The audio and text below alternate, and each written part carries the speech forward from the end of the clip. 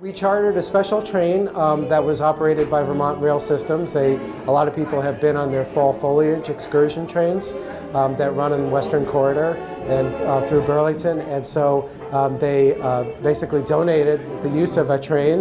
It has a locomotive and three, I think it's fair to say, vintage or antique passenger cars on them. I don't know quite how old they are, but I'm guessing maybe the 1920s or 1930s. We're glad to have all 66, I believe, people on board with us on the ride down for our 7th annual dinner in Rutland at the Southside restaurant hosted by our VRAN treasurer and good friend and now mayor of Rutland, David Allaire. So we're certainly looking forward to tonight's events and thank everybody for supporting VRAN and our efforts to continue to promote passenger and freight rail services throughout the state and the region.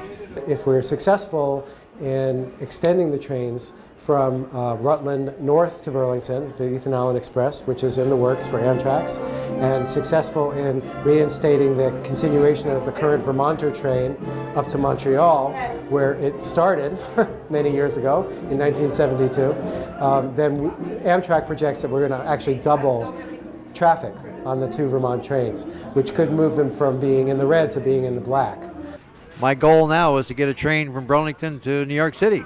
It's been a slow process, but I think we're getting within reach now. I think a year or two we should be able to do that, and the money's available as soon as we get all the clearance in Middlebury. We're working on Middlebury right now, but that's our goal, to get a train from Essex to Montreal and from Burlington to New York City, and I think that's going to happen.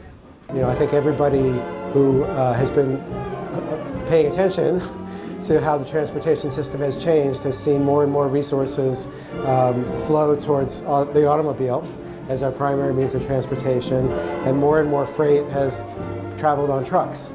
And people all across Vermont, small towns and big cities, know that truck traffic is harmful to our communities. It causes a lot of noise, it damages roads, it shortens the lifespan of bridges, and it puts out a lot of pollutants relative to the alternative, which is to move freight by rail. You know, we spend $70 million a mile on average to build highways, and nobody bats an eye. But for some reason, when we start having the conversation about rail, which is much more efficient, spending roughly the same kind of money and sometimes even less, people start talking about, does the train make money? Well, the train doesn't have to make money. The route doesn't have to make money. Does it bring jobs? Does it bring more development along the route? Does it bring property development? Does it bring businesses? Does it bring schools? Does it bring people into work who could not otherwise come into work? Do the sales tax revenues go up? Do the property tax revenues go up? All of those things happen. And so when you put in these investments and they return 4 times, 5 times, 6 times what you originally put in, that's the benefit of rail. So we think that passenger trains have a bright future, and we work with all of the stakeholders to try to move that conversation forward and to make things happen.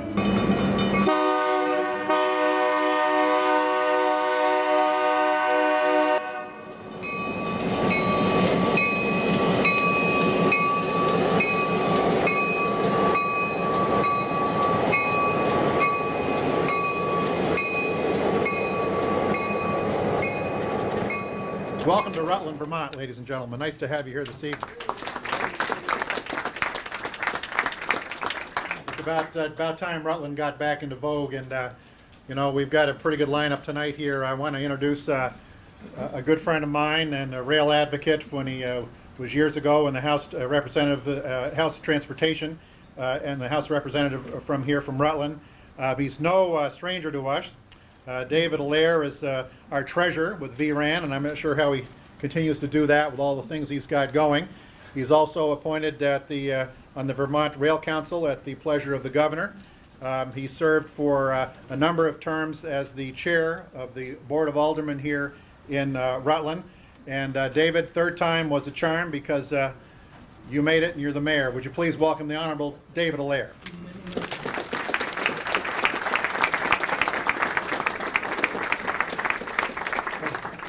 So thank you, Brad.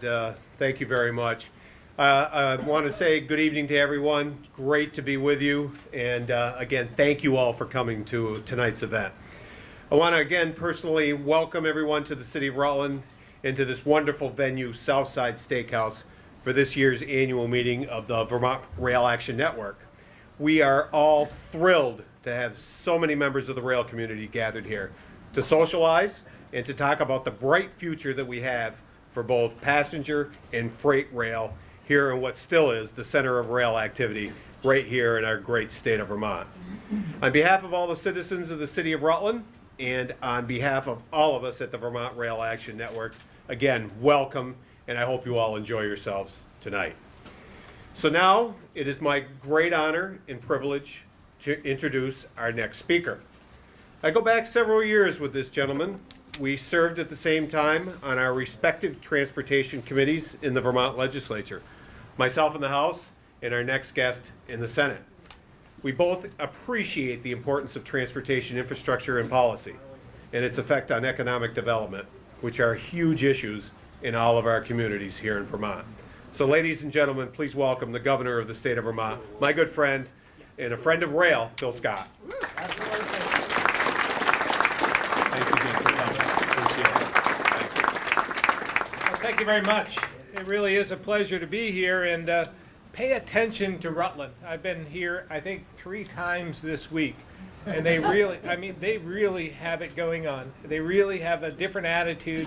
They're working as a team, everyone working together, and they're making a resurgence. And I really, truly believe that Rutland has a lot to offer all of us, and it's going to be part of the answer for the state of Vermont.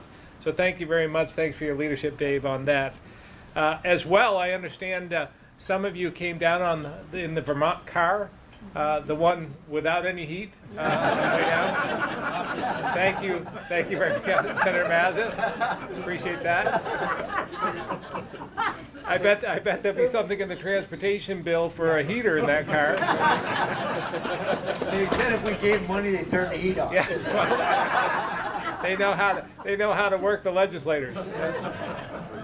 Well, it's really great to acknowledge the energy, partnership, and support for rail in this room. As you might know, I've been focused on growing the economy, making Vermont more affordable, and protecting the most vulnerable. In fact, these are the strategic goals of my administration, something that we work on each and every day. Since the first day in office, my entire team has been looking at everything through that lens.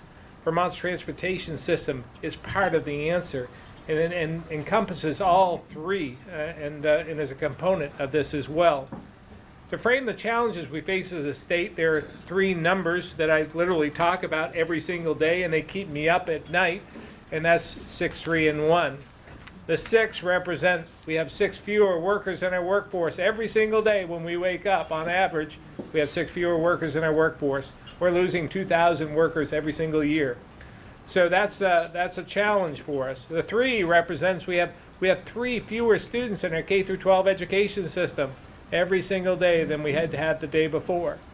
And the 1 that I talk about is really problematic. It is we have 1 baby born to an addiction every single day. So those, again, are the 3 numbers that I think about. But in addition to representing the challenges, those numbers also represented the opportunities we have. Because when, and not if, but when we reverse these trends, we'll know we have to turn the corner, and we'll have a much better, prosperous future in our sights. When my team thinks about how to address these numbers, we always start with strengthening our economic foundation and making Vermont more affordable. So as we look to grow the economy, we need to look in every area, not just the obvious places, but in every area. Rail is one of those non-obvious places, and I believe passenger and freight rail plays an important role in our state and in our economy. We have a lot of opportunities with rail. I think about the Ethan Allen and extending that to Burlington from Rutland, connecting population centers that make sense. I also think about the opportunities we have with Quebec, our largest trading partner. We enjoy a $5 billion trade with Quebec. And when you think about connecting Montreal with rail, again, like it once was, 1.7 million people in Montreal. And anything we can do to bring more people into the state of Vermont and bring them into even this region from there is going to be a positive step for Vermont. So it's coming. It's getting close. I know we've been working on this for probably ever since it stopped going to Montreal, but it's getting closer. I was in Toronto, as a matter of fact, last week, and we talked about pre-clearance opportunities both in Montreal for Amtrak and as well with Billy Bishop Airport in Toronto. And when you think about Canada, I focus a lot on Canada, but when you think about the population centers of Canada, Toronto is the fourth largest city in North America. I didn't realize that until it was reminded of that fact. 2.8 million people in Toronto alone, and I know this is a Rail Council meeting, but when you think about Porter Airlines being able to go with pre-clearance opportunities where you can take and jump on the aircraft and disembark in Burlington without going through customs again, just like we want to do with Amtrak out of Montreal into the state, it provides a lot of opportunity. It makes a lot of sense. And again, when you have 2.8 million people there, and then connecting, of course, with New York, a population of 8.5 million people, and enhancing that 15 times our population, connecting all these cities, these major metropolitan cities with Vermont, could mean a lot of opportunity for us. So my point is this: rail plays a large, significant portion of our role in our economy on so many different levels. And I've worked as a legislator, lieutenant governor, and now governor for almost 18 years to try and improve rail. And I've worked side by side with many in this room, and under the leadership, right now, under the leadership of Secretary Flynn, will continue to pursue ways to enhance rail. So we've also been fortunate in Vermont to have many legislators that have jumped on board, so to speak, excuse the pun, but who have supported the viability of rail.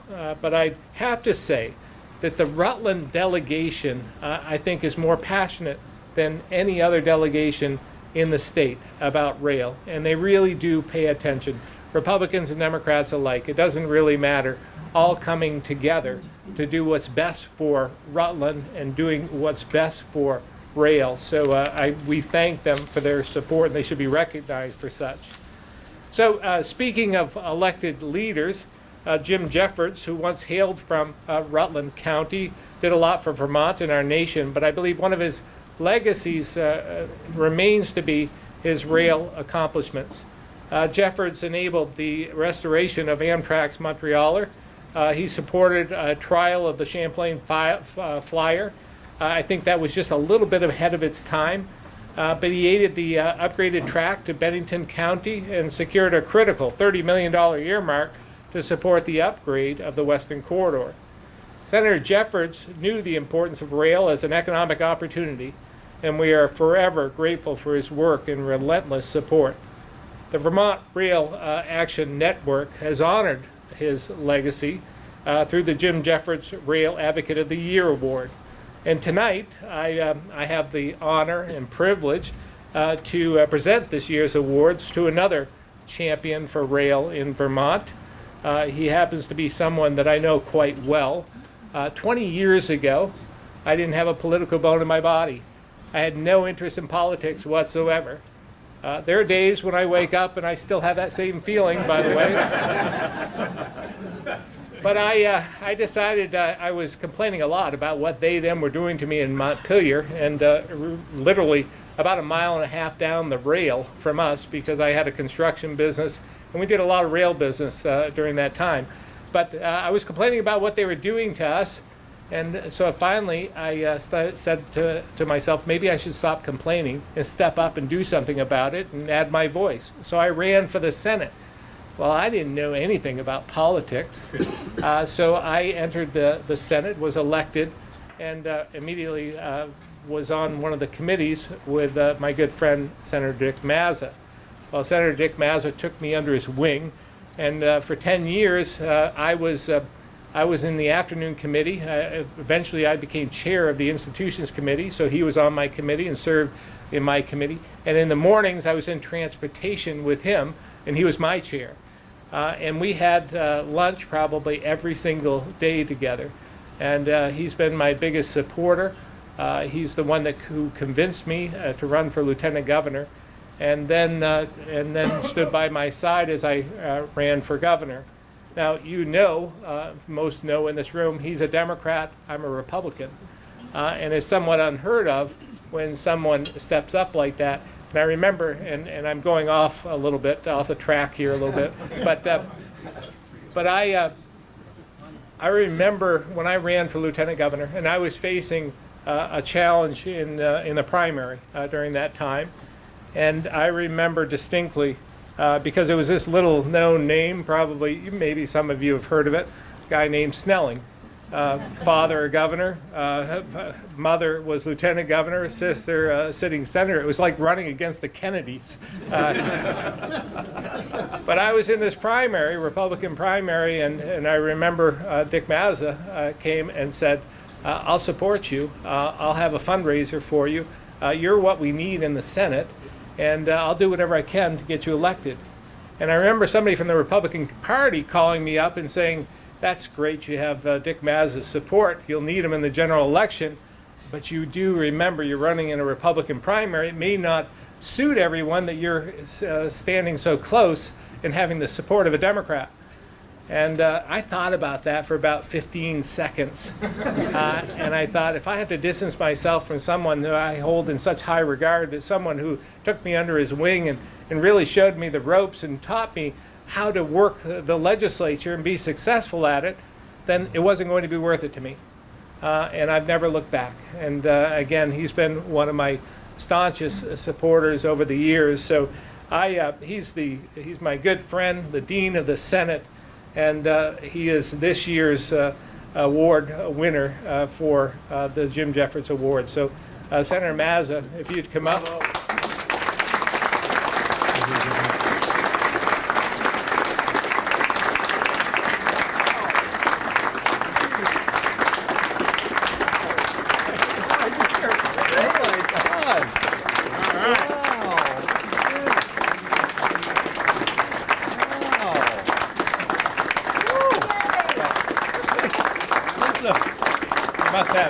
You must have something to say. Wow, this is a total surprise. I'll tell you, I had no idea this was happening this evening. It's worth the cold ride down in the car. Wow, I don't know what to say. Seriously, I was wondering who he was talking about. Gee, I don't know. I don't know what to tell you, Governor. It was very nice. Thank you. Well, you've done a lot much. for rail over the years, and it's well deserved. Well, it's we started with Howard Dean when he wanted the commuter rail to Charlotte, as you recall, and everybody laughed at him, and I hung in there with him when he wanted that, and there was a lot of opposition at the time. And thank God it did happen back then, because it made us that much closer to putting the train on, and I hope I'm there in the Senate long enough to cut a ribbon to put a train to passenger rail from Burlington to New York City to Rutland down through. But this is I really appreciate this, and yeah, the governor and I do go back quite a ways. And matter of fact, I have a little story. He has a boat down in front of our place, a pontoon boat, which he never uses. And, in fact, we own it in thirds. I own the third from November to May. And he has it from May to October. So, well, I'm trying to convince him to buy a condo in Florida. Yeah, and then we'll reverse that. And so he, when he was lieutenant governor, he used to come up the store on Sunday morning and sweep the parking lot. And he's out there sweeping one morning, and the president of UVM stopped in to get his newspaper. And he said, "By God, Dick," he said, "that guy looks like the lieutenant governor out there sweeping the parking lot." And I said, "It is." He said, "It is." I said, "Yeah, he's not doing too well financially." So then I promoted him. I let him grind Hamburg one day. And then he somehow he got in the register, and that's when we parted. Well, thank you very much. I'm really, really honored. I do love rail, and I had no idea, honestly, coming down here this evening, that I was going to get this award. So thank you very much for everything. I appreciate it. Congratulations.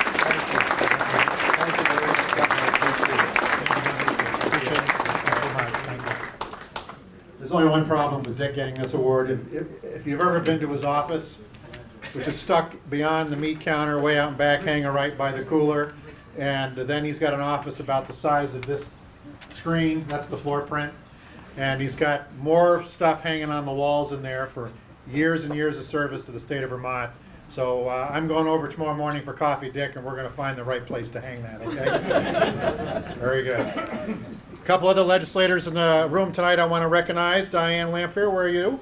Diane's right here. Diane is represents Virgins and is on the House Appropriations Committee, but she cut her teeth in rail on House Transportation, a great advocate, and we stopped the train for her and Virgins tonight coming down.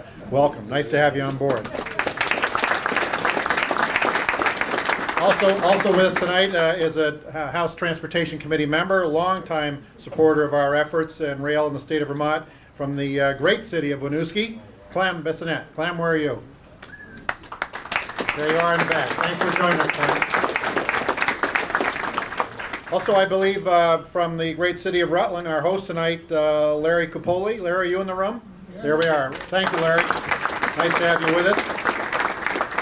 And from the office of the Bernie Sanders, Erica, are you here tonight? Erica Campbell? Erica, thanks for joining us. Nice to have you with us. I'm going to ask the guys to strike the band up. We're going to have dinner. They'll come around and get you by table, and we'll convene in about 20 minutes again. So enjoy the great buffet. Thank you.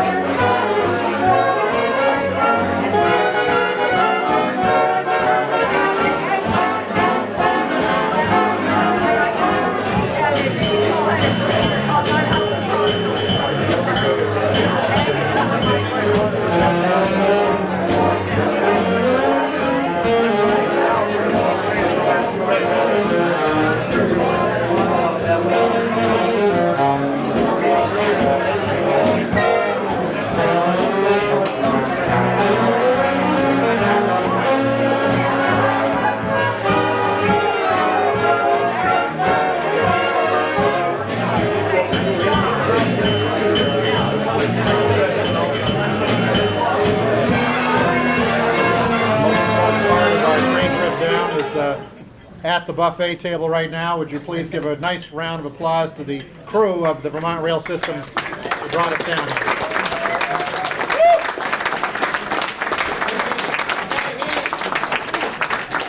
And they have promised, it was part of the deal if I was going to let them eat or not, whether the heat was fixed first, and it is. Very good.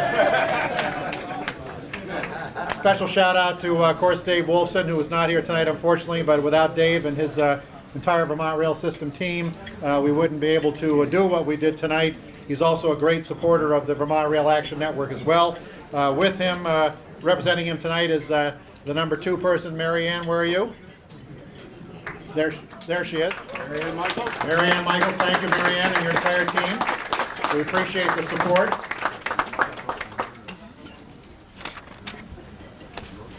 Vermont Rail Council members in attendance tonight is Art Whitman here. Art, welcome. Nice to have you on board with us. And of course, Rick Bolton. Rick, where are you?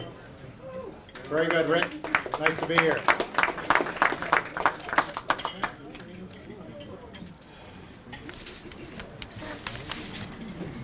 So what we're going to do is we're going to have a raffle. You don't have to spend any money. All I do is got to have a ticket.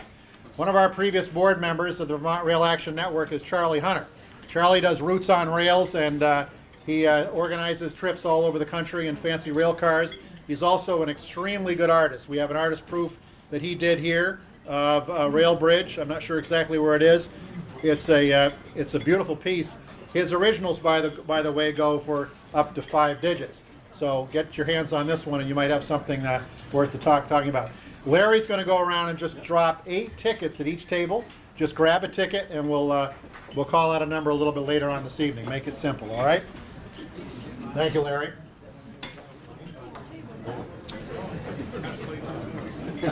As you may see by the slide, we've gone through some major revamping in the Vermont Rail Action Network since you saw us 2 years ago at our dinner.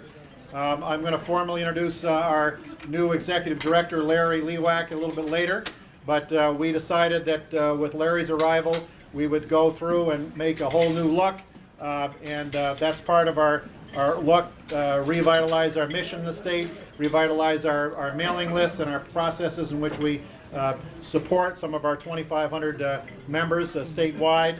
And so part of that was also strengthening our board of directors. And we had a number of new directors that are on board with us. I want to introduce first Ben Elmore. Ben actually applied for the executive director position, and he was so good we didn't want to let him go, so we made him a board member. How can you say no? Ben lives in Middlebury. He's at the Porter Hospital in his full-time job, and if you get in the operating room and look up, he's there in the he's the surgical technologist that might be overlooking you. But Ben's going to give. Would you welcome Ben? He's going to give us a quick rundown on our new website. Yep. Go ahead, Ben. Come on up.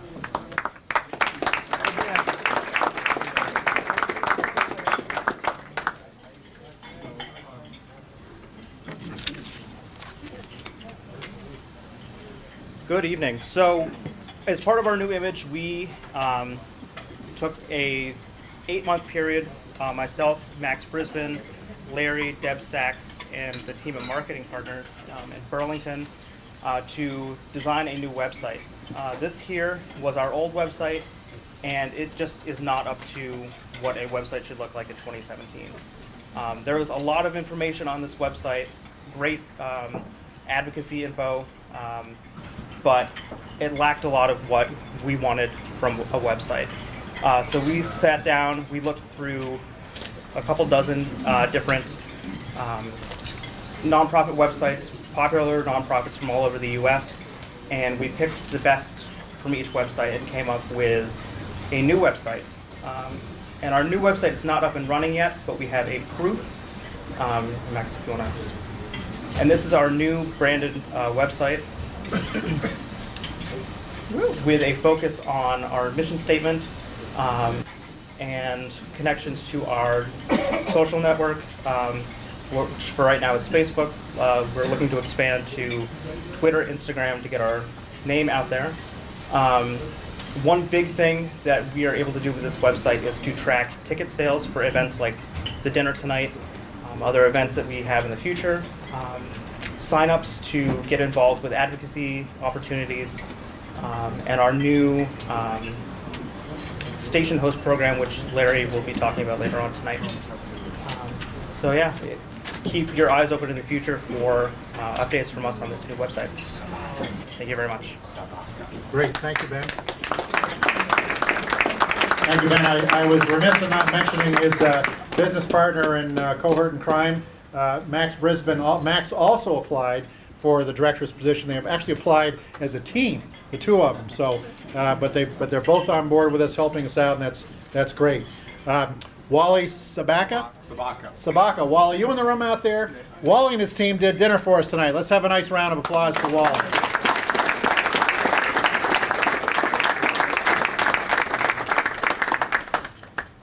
I'm going to call up a gentleman who is no stranger to us in the rail industry, Charlie Moore, from St. Albans.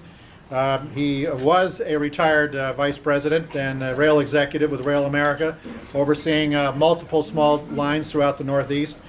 He is a Vermont Rail Council member. He's also obviously on our board of directors, but he came out of retirement, dragging, streaming, and kicking, and he's now the president of All Earth Rail with its fleet of self-propelled stainless bud cars, and preparing to serve Vermont again with rural passenger service. Charlie, welcome to the podium.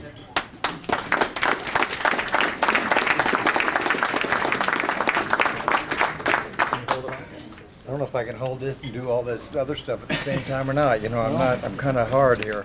I don't think that'll go any further. I'll be glad to hold it for you. No, that's good. I think I got it. God bless Vermont. God bless you, Brad. God bless everybody in this room. What a great evening. I tell you what, I'm pumped. You know, I am absolutely pumped. This is so exciting.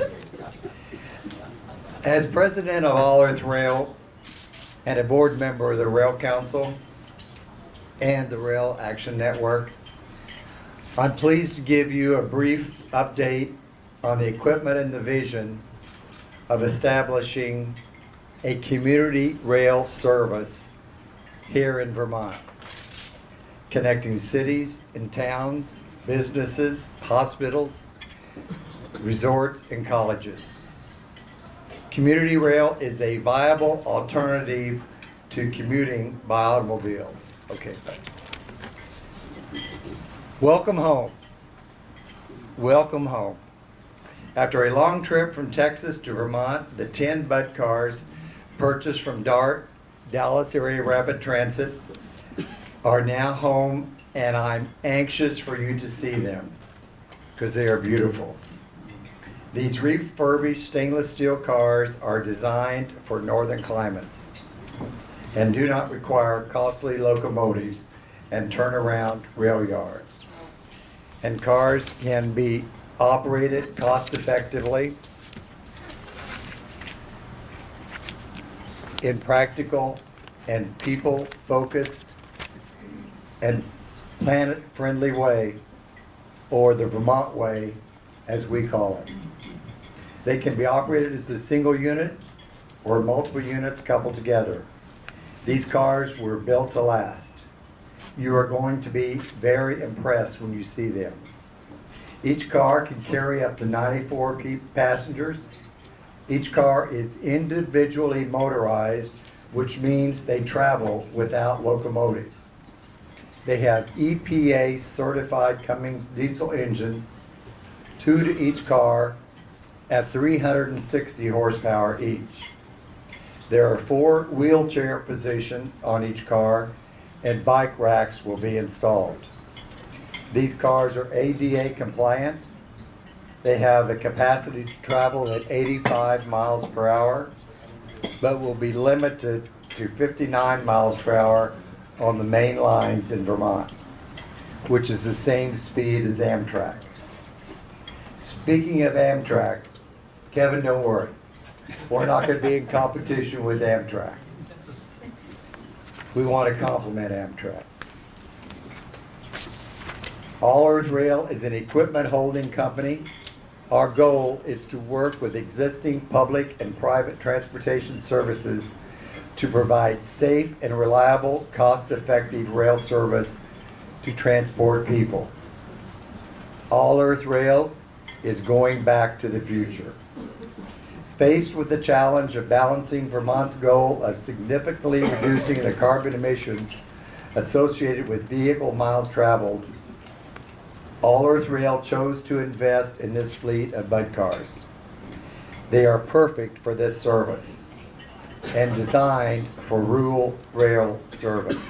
These cars offer flexibility, low operating costs, and reliability for short-haul passenger rail service, so needed here in Vermont. Our goal is to provide innovative, reliable, and affordable transportation for all, and to assist getting to the state's goal of 90% renewable energy by 2050. Vermont has an appetite for passenger rail service. More than $100 million has been spent in recent years to improve the rail infrastructure for the purpose of expanding passenger service, and now we have the equipment. Ladies and gentlemen, we are almost there. When to start the service? We are working with the key stakeholders and multiple partners to explore how and when we can operate regular passenger rail service in Vermont using the Bud cars. The recent commuter rail study requested by the legislature estimated it would cost $300 million.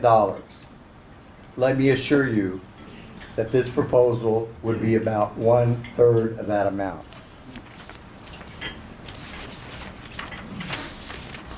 David Blittersdorf, who is the owner and founder of All Earth Rail, has spent $5 million of his own money to make this happen. And we thank you, David. He believes in Vermont.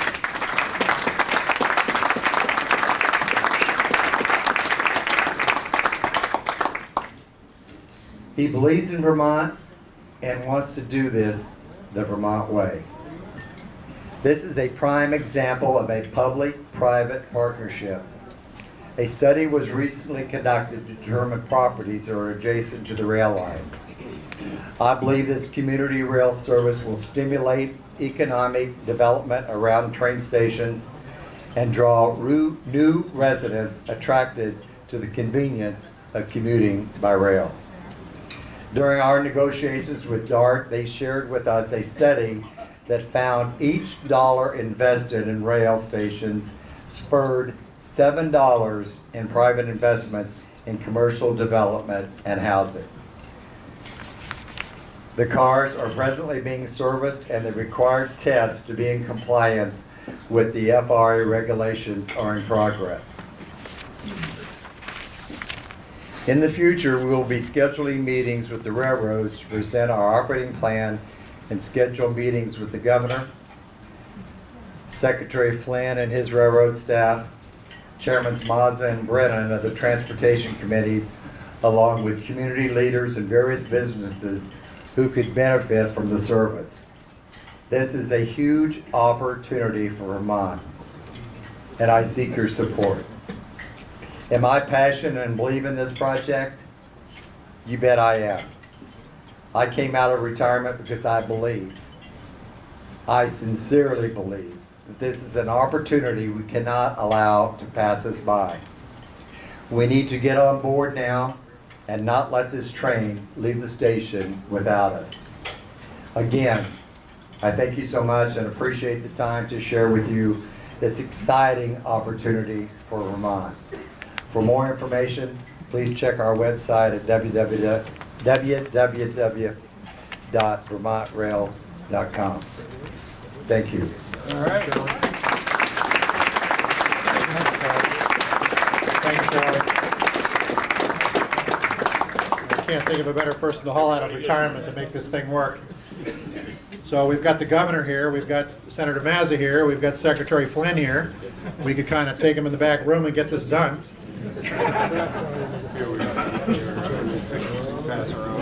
Besides Secretary Flynn, we also have, is Michelle here tonight, Secretary? Okay, and but Dan, you're here, aren't you? Yep, Dan, right here. Yep. Where's Dan? Dan in charge of the rail division. Dan, thanks for joining us tonight. We appreciate that. Did Devin make it with you? No, okay. Well, we have the top two. That's all that counts.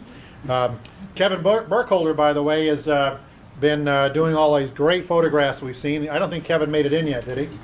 He's out taking photographs of us coming down. Thanks, Kevin, for your great photography, professional in nature, and for donating those to us tonight. I want to shout out also David Schilling, who couldn't be with us tonight. He's a new board member from Burlington.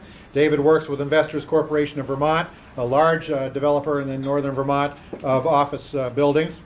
And also want to recognize a good friend of mine and former board member Peter Snyder's here with his son Reed tonight. Peter, he's the guy that left the state and made it big. He's a senior operations supervisor for the Denver Transit Operators, which is the new Denver's regional transit district. If you've had the opportunity yet to arrive at Denver International Airport and take the train, modern and sleek and fast and wonderful, right down to Denver's Union Station, I suggest you do it because it sure beats the hell out of driving. Welcome, Pete. Reed, nice to have you here. It's good.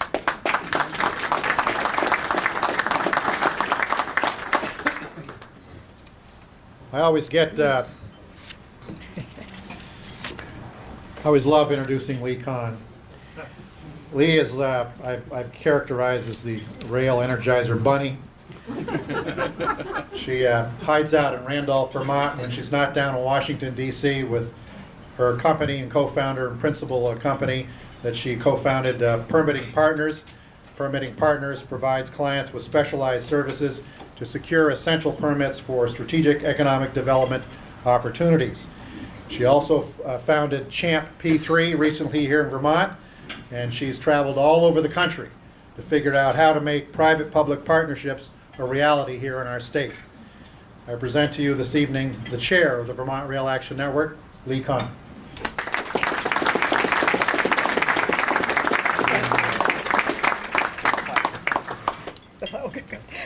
Good luck.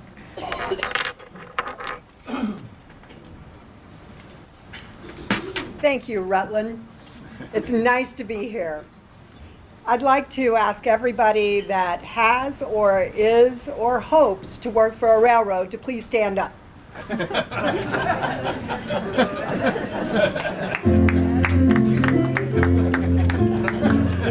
Just keep standing. Keep standing. The song's for you.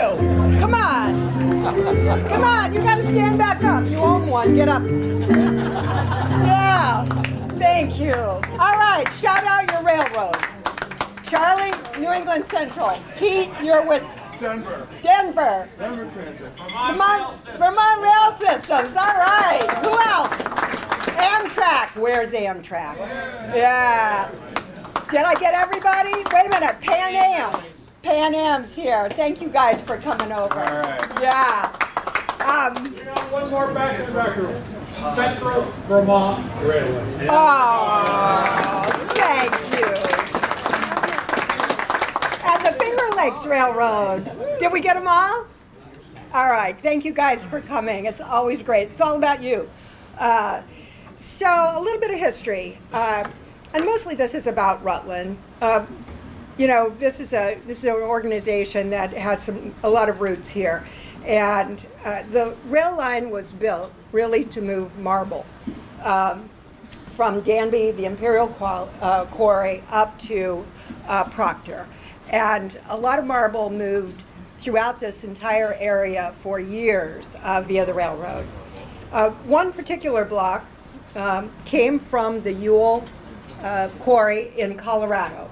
And that block came into West Rutland in 1931, and parts of it were carved in Proctor by amazing artisans, and then in February of that year, it was loaded on rail car number 32 and moved to Arlington Cemetery to be the tomb of the unknown soldier. And that was carved right over in Proctor.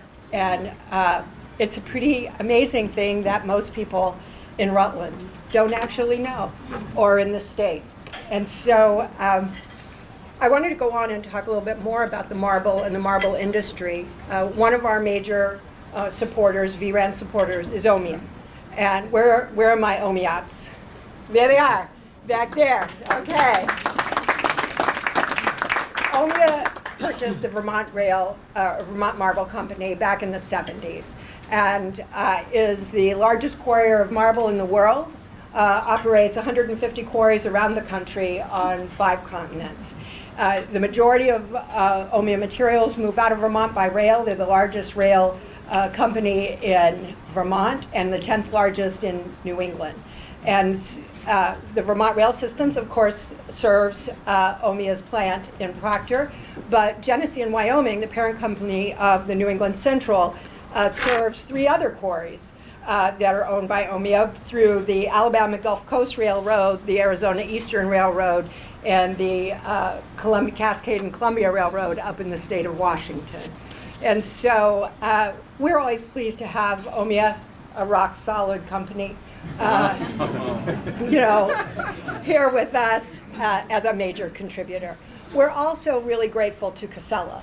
Casella Waste Management, now Casella Solutions, has been a longtime supporter and not a rail user, but of VRAN. And we're always grateful to John Casella for his contributions.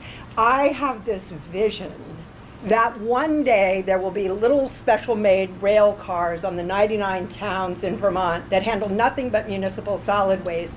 When they get filled up, they will move to Coventry, and that you will never see a truck on the road.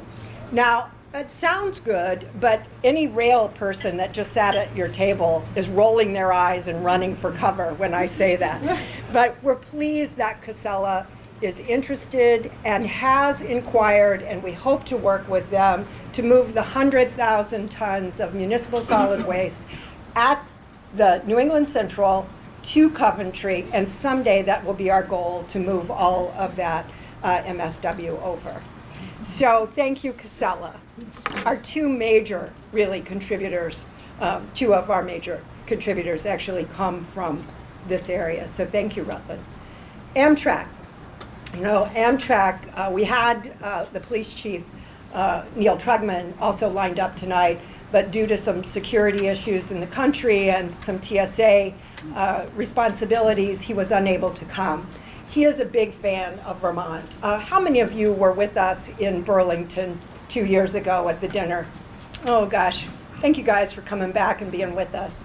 You might remember Nancy Kenyon, the mother who spoke about the loss of her son, who was killed trespassing wearing earbuds on the rail by Randolph, Vermont, which is where I'm from.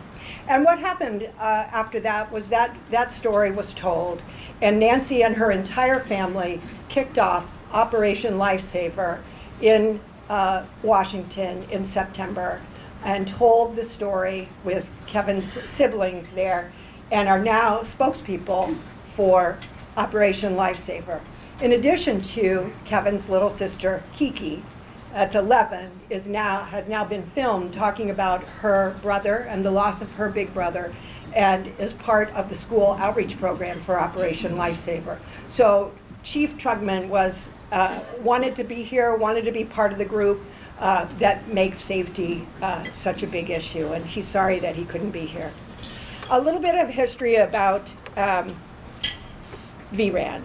In 2002, there were a group of us who gathered at Royals upstairs, and we started talking about how to create an organization that would support freight rail on this corridor. In that room was Matthew Sternberg, remember Matthew, David Allaire, Dave O'Brien, Jim Reddy from OMIA, and a few other people. Billy Gilman was there, and we started talking about how we could create an organization that would bring stakeholders together for freight rail. At the same time, Melinda Moulton had her flyer group, and the flyer volunteers were up in Burlington. And Melinda is represented tonight by her granddaughter, Taylor. Taylor, where are you? Stand up. Come on. That's Melinda stand-in tonight. So Melinda and I got together and held a meeting where we brought the freight people together with the passenger people. So you watched them walk into the room. The guys in the Carhartts were mine.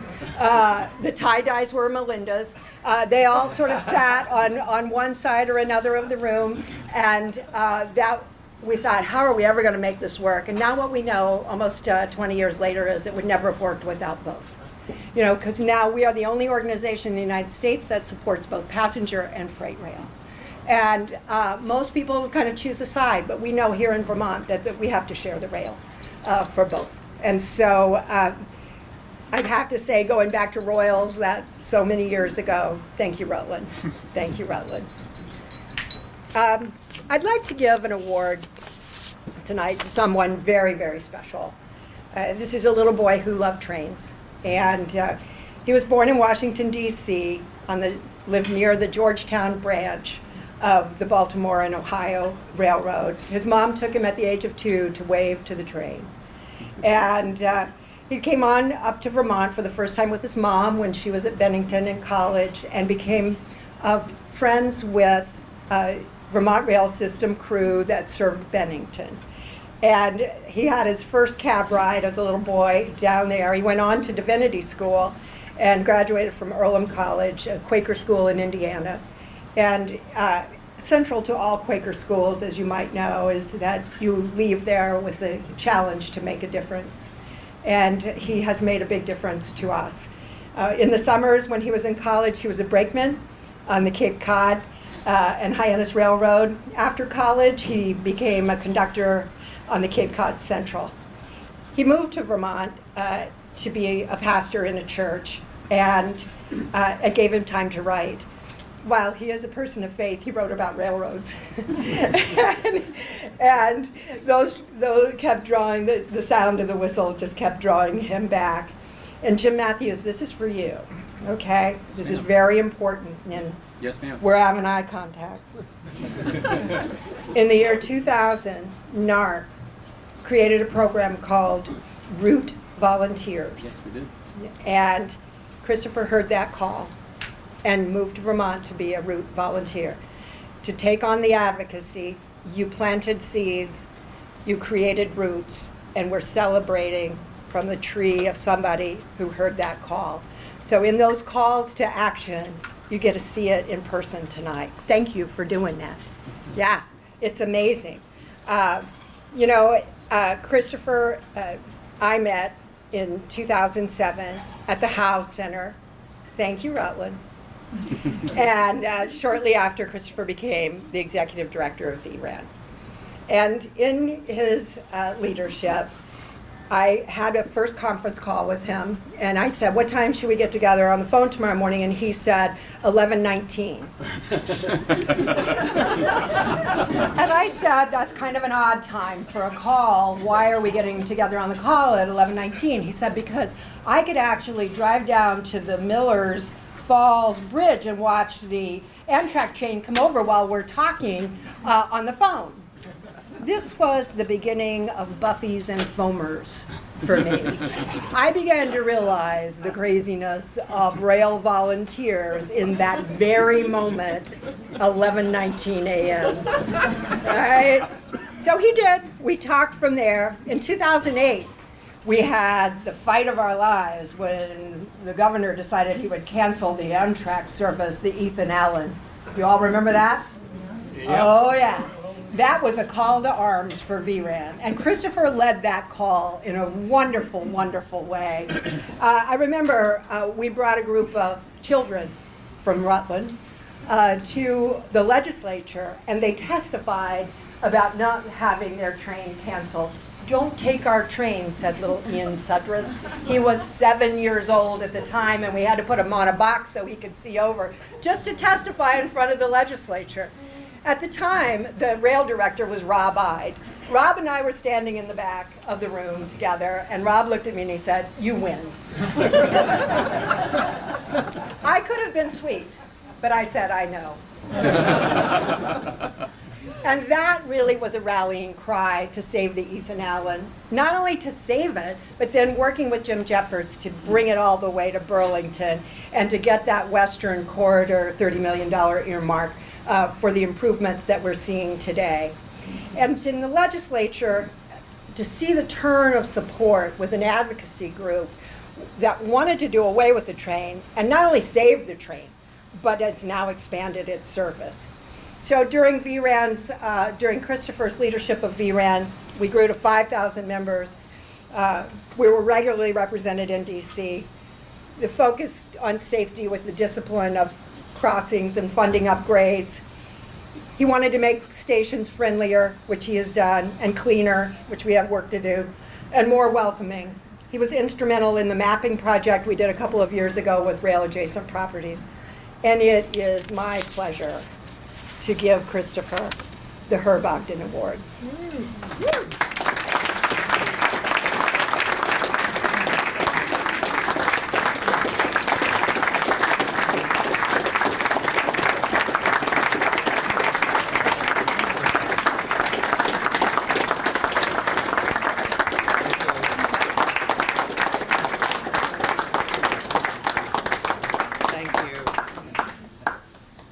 So if it were only me, I would be sitting at my computer twiddling.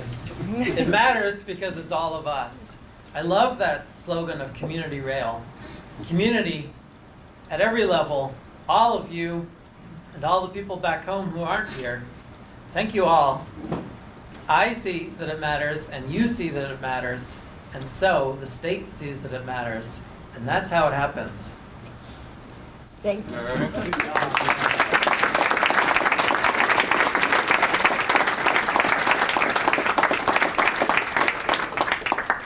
Little boy I want to talk about.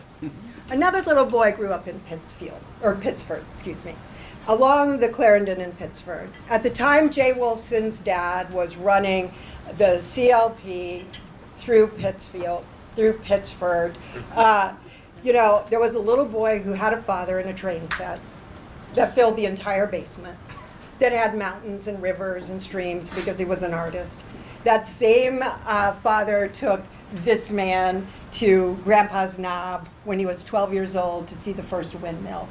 And so I'm talking obviously about David Blittersdorf, who I've worked closely with over the last 8 months. And you know, I'm a Republican, so you know I gotta kind of deal with him lightly because he doesn't have that many Republican friends, and I'm one of them. It's hard flapping for a whole group out here. However, I have grown to truly admire the risks that he has taken.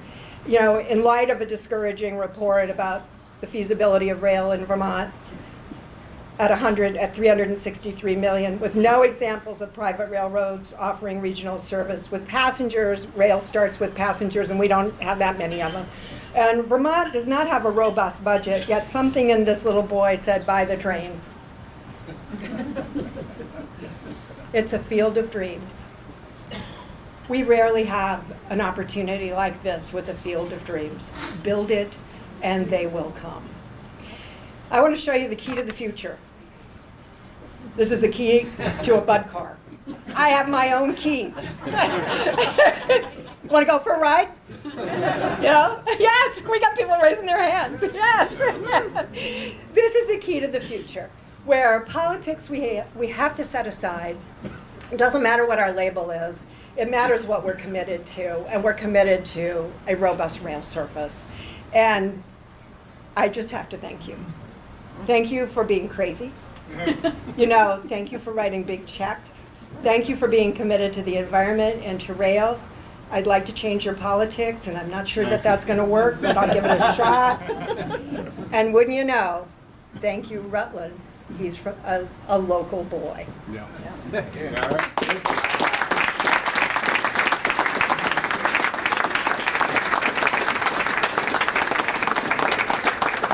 You know, I got my key.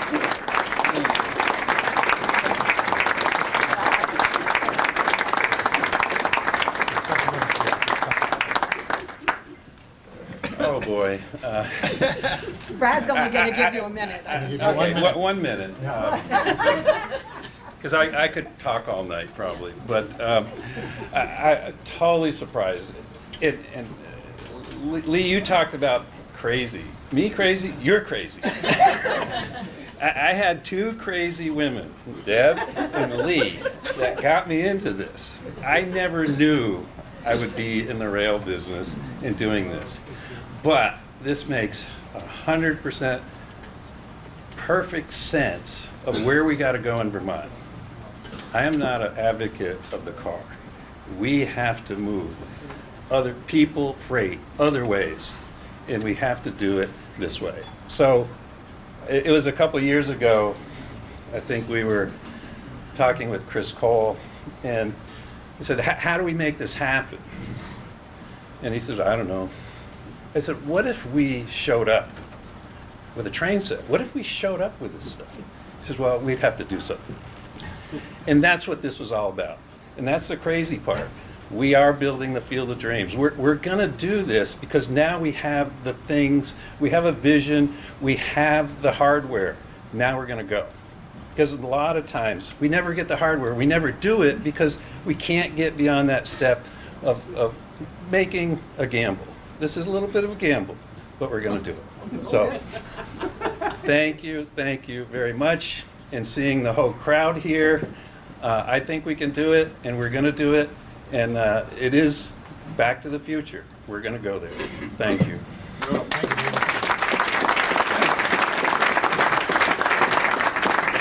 Thank you, David, and thank you, Lee. Thank you, David, for your support of all things rail. Appreciate that very much.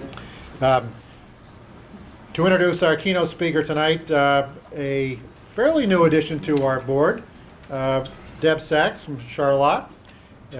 an excellent addition to our board of directors, as a matter of fact. She's the CEO and president of Ego Strategies, providing sustainable environmental consulting to government, business, and non-government organizations with technical assistance in sustainability practices, transportation efficiency, and renewable energy development.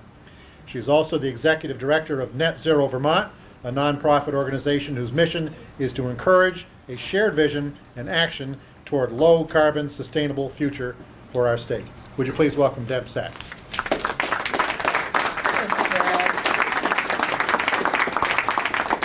Well, I'm thrilled to introduce our keynote tonight.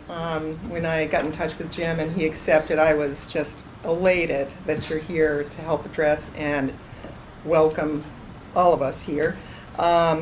His bio is in the program, and I'm just going to say a few words about you and personally. And I'll leave while you do it. Okay, you can leave. But you know, when you have 30 years of professional and publishing and executive leadership, and as CEO of NARP, a leading organization in the nation, you know, during your 6 years, the way you found NARP was while you were sitting on the Amtrak Customer Advisory Committee. And I asked Jim, I said, what are you most proud of? And he said, you know, we talk about food and no salt menu and things like that, but we invented the quiet car. And that's big. That's big. So, and I also learned that you're a man of many talents, and that you are a change agent, and you're a disruptor. And that's something that we need right now. And Lee is a hard act to follow because she says it well. But in addition to being great at leading your organization, you're also a loving husband. You have 4 great boys. And he's also, he flies. He flies to Oshkosh every year. And he introduced his son to that, and they flew this year and showed me a picture of his hot plane. So welcome, and we look forward to hearing what you have to say.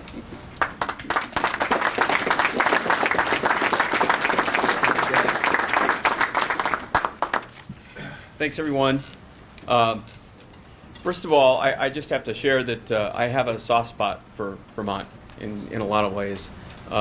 In the last time I was in the state for any length of time, it was actually the late 1980s, and I was wearing an Air Force uniform across the water at Plattsburgh Air Force Base when it was still an Air Force Base.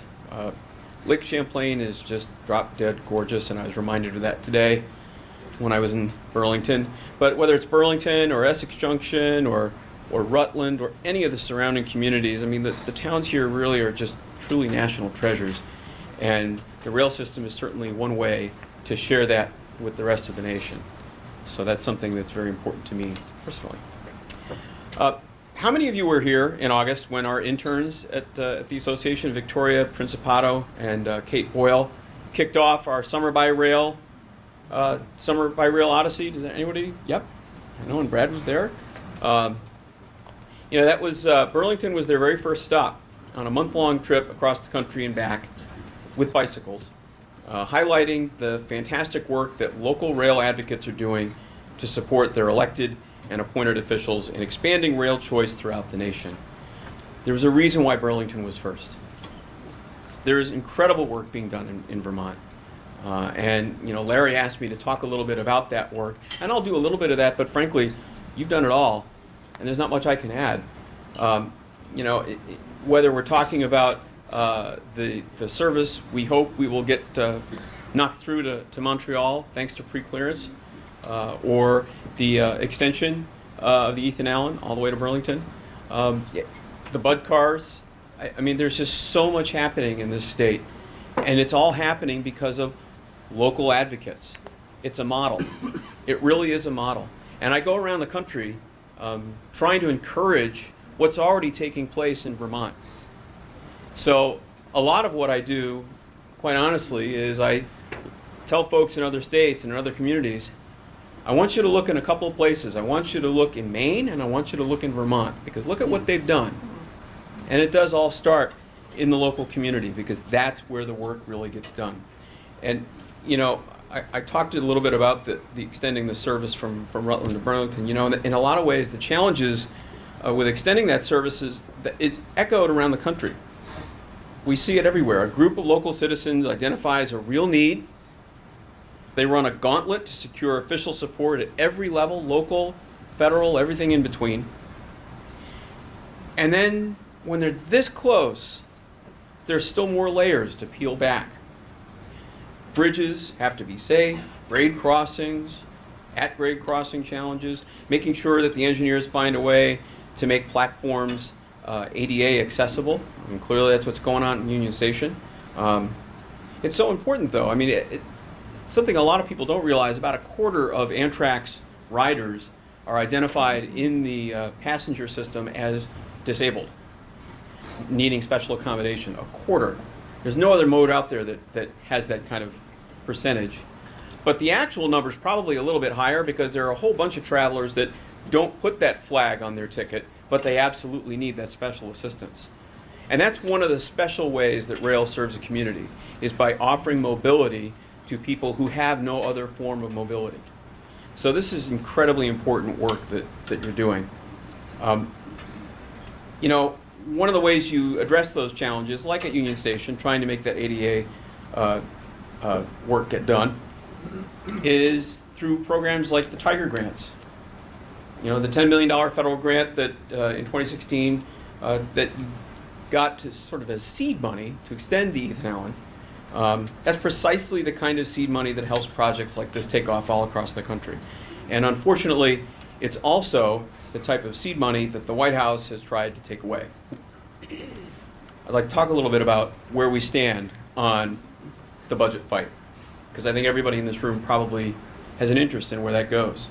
You know, earlier this year, the Trump administration released a proposal to eliminate the funding of all long-distance trains. They were going to eliminate the national network. They were going to preserve, in theory, the state-supported network and the Northeast Corridor.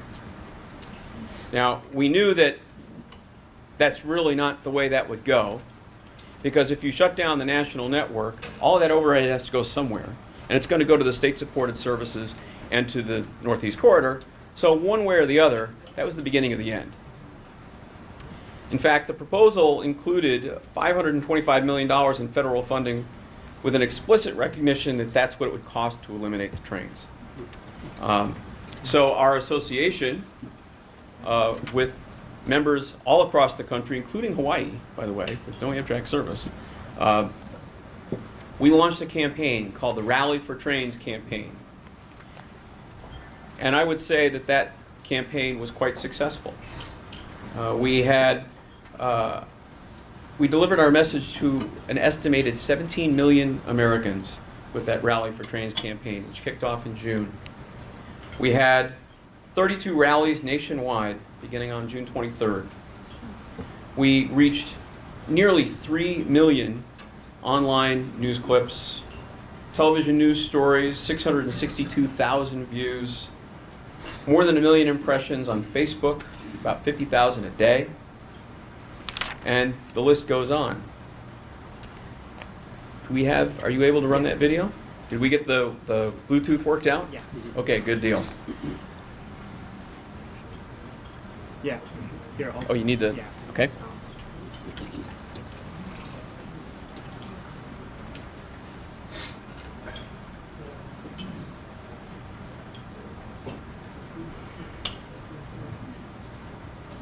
It's really cool.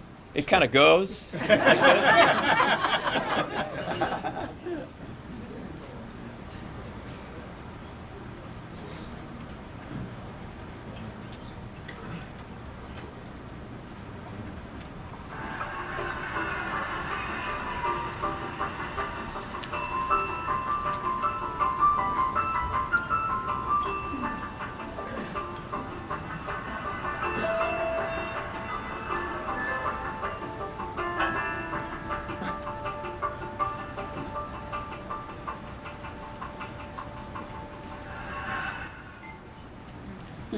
Rally for Trains.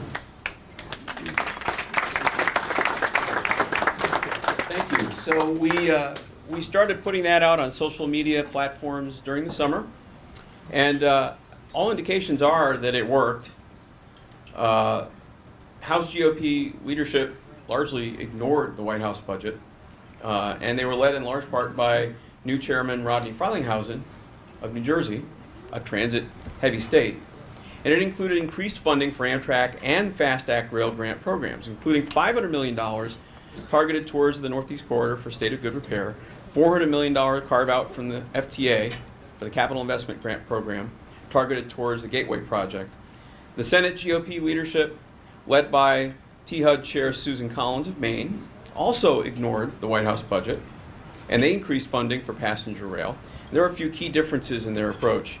Instead of adding more funding for the NEC, Senator Collins budgeted $500 million for the multimodal Tiger program. And Tiger grants have played a big role in helping us get these local projects going.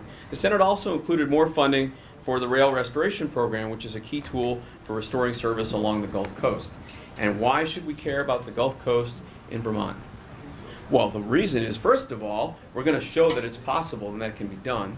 And second of all, it's really going to show the economic benefits of restoring the service. What happens to the communities along the way when you reinvigorate this service? Once you've done it there, you can do it in other places, and you can point to that as a success. So, as the bills moved through the full House, members of the GOP caucus took up the cause of attacking Amtrak funding. Amendment 33, proposed by Representative Mo Brooks in Alabama, would have ended the national network by eliminating the grant funding. Ted Budd of North Carolina would have eliminated a $900 million allocation for upgrade of an Amtrak rail line between Newark and New York City. A bipartisan coalition of House transportation leadership, led by THUD Appropriations Chair Mario Diaz-Balart of Florida and Vice Chair David Price, defeated a proposal to eliminate $1.1 billion in federal subsidies for Amtrak just a few days before Halloween. The House is always the toughest body for Amtrak funding, and we're not totally in the clear until the Senate gets through the amendment process. Now, Congress has just passed a 3-month continuing resolution to keep the government funded through December the 8th. December's coming.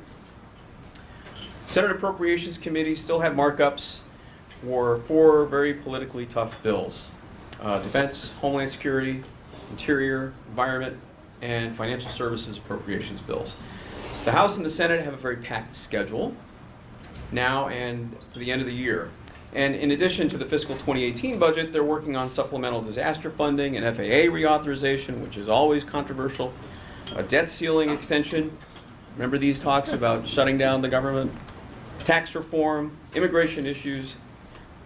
All of that I'm pointing out because it suggests to me that we have a real possibility of another continuing resolution happening in December. So, that being the case, is that a good thing? Well, it might be, for the time being. Progress on a Murray-Alexander compromise on an Obamacare fix, well, that's a positive sign. There's a little bit of conversation taking place there, but the Democrats have signaled that they could force a shutdown if the Dreamers agreement isn't reached. So, all of that, this spring, we succeeded in getting funding for the Fast Act Rail Grant Program titles. And that was a significant win. And the reason why is because in a continuing resolution, what you do is you take whatever you did last year and you extend it. So getting that win this spring means that that win will be extended through a CR. Well, how did we get that win? Local advocates, thousands of you called, thousands of you wrote emails, hundreds of you came to our meeting in April in DC and visited your congressmen, visited your senators, and pressed this case. So between that and the Rally for Trains, we made it clear that Americans in every town and in every city want passenger rail. They heard that message. And so even when that coalition of Republicans and Democrats was under siege, the one that helped us pass the FAST Act with 86% of the Congress supporting it back in 2015, they were under siege, make no mistake, but they held out and they preserved what we have and they turned back that budget proposal. They did it because of you. So everybody in this room needs to take a bow, because a lot of what has happened so far has happened because of your good work. And that's probably my biggest single message tonight, if I can. Keep doing what you're doing and ask your friends and neighbors to help. Because it doesn't matter what I do in the Washington office. It really doesn't. What matters is the work that's being done in places like Vermont. The excitement behind new projects. The excitement of economic development. The excitement of realizing that there's another way beyond just adding lane after lane after lane after lane of highway. You know, we spend $70 million a mile building highways in this country, and nobody bats an eye. And when we talk about a couple of $100 million for a rail service that will bring a 7-to-1 return on the investment, people think that's crazy. Well, I don't know how many of you took business classes in college, but I'll take 7-to-1 every day and twice on Sunday. It's not hard. But the message has to come through that I vote here, I live here, and I want to see it happen. And when that happens, almost anything is possible. And clearly Vermont demonstrates that. So I want to just touch on one last thing before I sit down. There's one more piece of advocacy that we do in Washington, and that we have been able to do it largely because of the support of all the members like you. We are working very hard to respond to the freight railroad's attack on on-time performance on the national network. As you may know, we went to court. We went all the way to the 8th Circuit Court of Appeals, trying to support the Surface Transportation Board's rulings on what made a train on time, what would constitute being on time.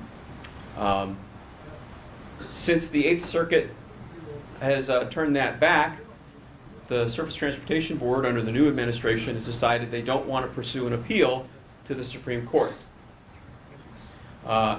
What's still being decided is whether Amtrak and the rest of us who were original parties to that suit will appeal to the Supreme Court. Because if we do that, that would be a sign that we're ready to put up a fight on behalf of America's passengers. So all I can say is, watch the news tomorrow. And that's all I've got.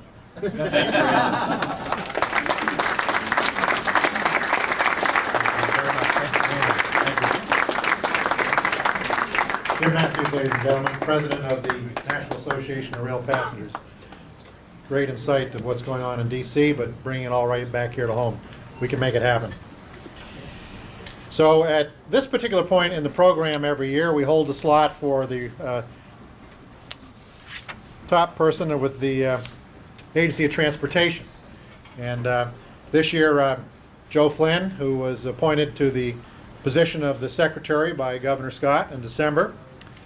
Prior to that, Joe served as Deputy Commissioner of the Department of Public Safety, where he helped manage operations of the department, which included the Vermont State Police, Criminal Justice Services, Division of Fire Safety, Division of Emergency Management, and Homeland Security, and Finance and Administration. Previously, Joe had been the Director of Vermont's Emergency Management and Homeland Security, and was a valuable asset in directing Irene Recovery Office efforts for the Agency of Administration. More importantly, on his resume, Joe served as the Rail Director for the Agency of Transportation. So he was almost a former, not quite. Would you please welcome the Secretary of the Agency of Transportation, Joe Flynn.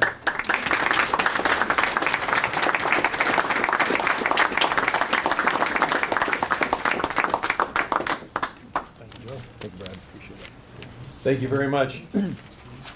It's a tough act to follow and be the last speaker of the night. And I want to just start, first of all, by saying, repeating something Brad said. I'd like to point out Dan DeLabriere. Dan, I'm not sure where you're seated, but would you mind just standing a moment, please? Yeah, thank you. I point out Dan because, as Brad said, I started in my position as Rail Program Director in 2009. And Dan came on board with our program shortly after that. When I went away from Tropical Storm Irene, I never went back to AOT until Governor Scott asked me to do that now. Dan has been at the helm of the rail program, and with the help of people like Trini Broussard, Secretary Searles, Secretary Minter, Secretary Cole, there's been such a transformation in the rail program over the years, and I really have to acknowledge Dan's efforts. I'm sitting here tonight thinking that the first and only one of these I attended was in November of 2010. Then 2011 came, and by the following November, I was gone. So I hope that's not an indication of any patterns in my professional career. But Mine either. thank you. But I would like to just take a moment, certainly, to say to you that we owe a tremendous debt to the legislature, to the transportation committees, to the administration in supporting the rail program, to the Rail Council. I worked early on, and I've only been at one council meeting in this new role since. Regrettably, I'm away next week, but I want to give you just a quick update on some of the things. I think probably you mostly know this, but when I first came to AOT in 2009, we were just laying the first stretch of welded rail. And now we're just finishing the last stretch of welded rail in the Western Corridor. So the only piece left is the piece through Middlebury. And I think you all know that, you know, that's something that's on the books. So that in and of itself is a tremendous change. In July of this year, I had the opportunity, along with others, to go to Montreal. It's the first time I think a train has left St. Albans. Charlie, I saw you were there to see us off. An Amtrak train left St. Albans for Montreal, July 18th. And on board that train were probably 40 or 50 people. And the most interesting part of that, I think, was, and kudos to Amtrak, Ed Kudemarsh, Amtrak really pulled all the stops out to make this happen. But back again in 2009, 2010, we were on the phone with Washington, we were on the phone with Customs and Border Protection, and they were discussing how they wanted us to reinvent the wheel, even though they were doing pre-clearance out on the West Coast because of the Olympics in Vancouver. Flash forward to 2017, July, we're aboard this train, and Customs and Border Services Agency from Canada and Customs and Border Protection from the United States were looking at this route. And by the time we got to Montreal, they were saying, you know what, this is really doable. We're going to need to sort of protect the envelope. We may have to put some cameras on the cars. They're going to eliminate one station stop just outside of the city of Montreal. But some of the biggest opponents, some of the people that had the hardest time getting to yes in 2010 were now seated there side by side. I think it was kind of like maybe what Lee was saying about getting the freight and the passenger people together years ago. And we spent the next day in a meeting hosted by Mr. Raymond Chrétien. Former Secretary Searles has been working with the administration, and Governor Scott has kept him on board. And the amount of change that has occurred since I left the Agency of Transportation officially in February of 2012 to today, as I stand here tonight before you, is truly tremendous in that respect. We're probably 80% of the way there. The remaining 20% is going to be extremely difficult because it now speaks about investment in a foreign country between the province and the government up in Canada, and who's going to pay for what, and how is Vermont, how is New York, because they play a huge role in this, also going to participate. We obviously can't invest in a foreign country, but we work with Amtrak, and so there's a lot left to do, but I really want you to feel that there's a sense of encouragement. I don't know how many people have in the past rode the Montreal there. I took it once as a kid. My parents were up there, and I got on the train after school and went up, and we just had a great time. So that's a great program, and it's coming together quickly. Just a few highlights of what's occurring. You probably realize this, but over the past decade, there's been an unprecedented investment, as many have said tonight. Over $200 million in state public railroad investment, over $85 million invested along the New England Central Railroad. These investments have resulted in completely overhauling the NECR. The entire line is now up to the 286 standard, and additionally, over $120 million invested along the Western Corridor to rehabilitate that railroad, primarily between Rutland and Burlington, as you know. And once completed, that will achieve the 286 as well. Finally, I'd like to just touch on some of the current efforts. There's been some conversation tonight about Tiger. Vermont has been tremendously successful with Tiger, almost so much so we've discussed recently whether we dare apply for any more. I mean, truly, you know, because if you somehow, I don't understand the magic in Washington, and we have a delegation that works tremendously with the Agency of Transportation. I think they work wonderfully with the state of Vermont. But sometimes you're perhaps counseled to say, how many times do you go to the well? Because every time we've asked the well to give us stuff, they have. But we are looking at a Tiger application.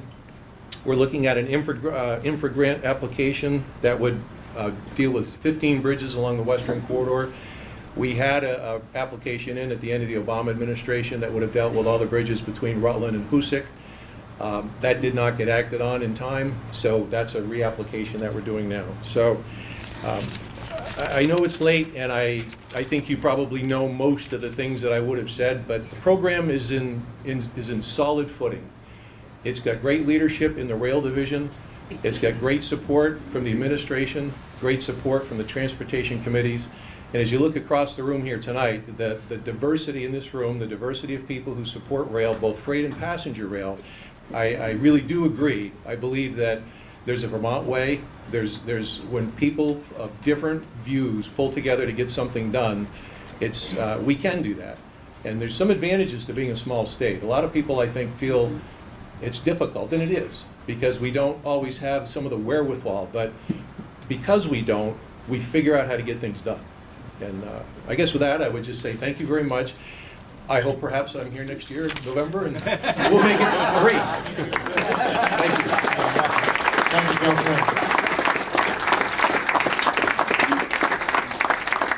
I'm forever encouraged after we hear from the Secretary and representatives about the support of rail in our great state, and to have this dinner every year is very exciting, and it just shows the unity that we have here in the room on rail.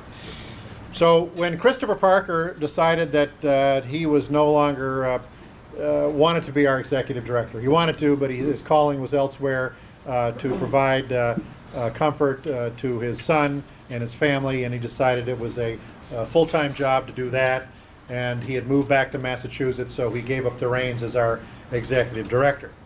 So there was a slight amount of panic on the board because he'd been it for almost 10 years. And so we formed a committee, an executive search committee, and we took our time. We went about 4 or 5 months talking, retalking, interviewing, and we ended up with a guy who was not a foamer, who knew nothing about rail basically at all, except that there's a train station here, you get on it and you get off at the next station. That was about Larry's extent. But I can tell you, based on his rapid learning curve, his ability to understand not-for-profits, his ability to organize tonight's event for the first time, his communication skills. I don't think we could have found a more appropriate or better replacement as our new executive director. Let me introduce to you Larry Lewak. Larry?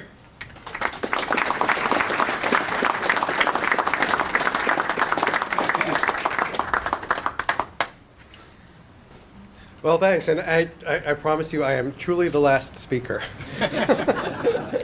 We'll let you go in just a few minutes. I just want to say a few things. First, I want to thank all of you so much for supporting us by your participation in tonight's event. We really appreciate your taking the time, and I know that many of you have traveled a considerable distance to join us. Also, thanks to the many volunteers who make this event possible. I particularly want to mention David Crawford, who was involved in the thankless task of putting together little stickers on postcards that we sent out, hundreds of them, and then also making many follow-up calls for us. And also I want to recognize Max Brisbane, who is the person who designed our new logo that you've been looking at all evening, and also which is part of our name tags here. Yes.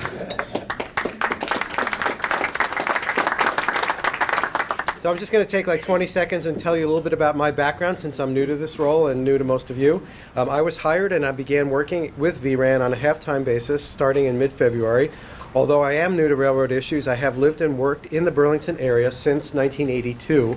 I cut my teeth as a community organizer right out of college, and I've developed skills that have helped nonprofits grow and thrive. I've worked for most of my career in the human services sector, including several advocacy roles prior to this one and lots of experience serving people with disabilities. I also have private and public sector experience, but my heart and soul are with nonprofits. My interest in railroads and in VRAN's mission really came mostly out of the experience of traveling around Western Europe on trains with my family in recent years. From this, I understand what a modern, effective, and vibrant passenger rail network looks like. I've seen how most people prefer traveling by rail to using a car when that option is available to them. I also get that effective freight and passenger rail networks are a great economic development tool for our communities and will leverage sustainable growth wherever they happen.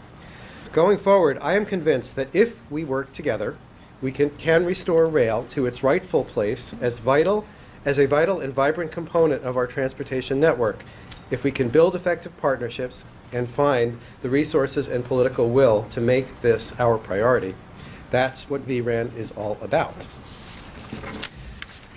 On page 11 of your program booklet, you will find a list of some of the current projects that VRAN is engaged in. Please look it over when you get a chance and be in touch if there are any projects listed there which you'd like to offer your time and energy as a volunteer. Long term, VRAN's impact will be measured by how effectively we can mobilize Vermonters' passion for better rail services into concrete steps that bend the curve in this direction. As discussed earlier, we are launching a new website which will position us better to educate, organize, and advocate for the changes we would like to see in rail services here in Vermont. We are building a rapid response network to notify and mobilize our folks when important meetings, hearings, or other opportunities to support rail are coming up. Please stay tuned and be involved in that. Now, if you haven't heard from us in a while, it's probably because we don't have your current contact information. So if you change email addresses, phone numbers, or move, please keep us updated so we can stay in touch with you. And those of you who are active on social media, please share our posts with your network. Like us on Facebook and let us know about local rail-related issues or opportunities that we can then promote on your behalf. Just going to close with a plea to help VRAN grow. Many high-profile advocacy groups boast thousands of paid members, a staffed full-time office, and a budget that pays for aggressive media outreach. Today's VRAN has none of those things. So to grow our capacity and do more, we need your active engagement with our work. As a member, as a volunteer, and to bring us to the table when important rail policy is being decided. Your involvement is needed and it will make a difference. Please be in touch. Thanks again for your support. I look forward to working with you in the months and years to come. All right.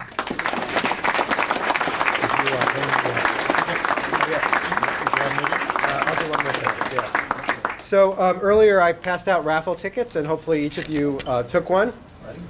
I have asked Melinda Moulton's granddaughter, Taylor, to assist us. Come on up, hon. She has a box of raffle tickets at the table there, and she is going to select the winning raffle ticket, and we will read the number, and the lucky winner will take home this beautiful Charlie Hunter print, railroad print. So I will. I told her about the drill. She has to look away when she sticks her hand in the box. She has to mix them up real good. Whenever you're ready. Okay.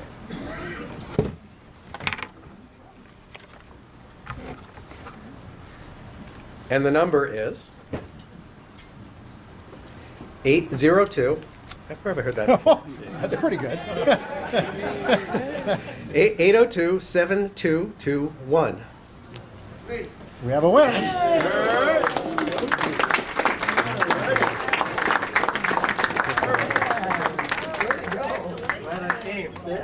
Congratulations. Thank you very much. That's a nice piece. Ladies and gentlemen, we're going to wrap up. I want to thank everybody for being here tonight. Great show. Governor Scott, thank you for your support. Mayor Allaire, thanks for hosting here in this revitalizing Rutland City. People can take the centerpieces. People can take the centerpieces home, according to Deb. And Senator Mazza, will hang that in your office somewhere tomorrow morning. You buying the coffee? I'll be with the governor tomorrow morning. Okay. Preempted again. Anyway, the train's going to leave at 8 o'clock, so everybody's on it. Get back over there. And the band's going to continue to play. Dessert's here. Have a good night, everybody. Thanks for being here. Hey, thanks a lot for coming. It's a pleasure to meet you.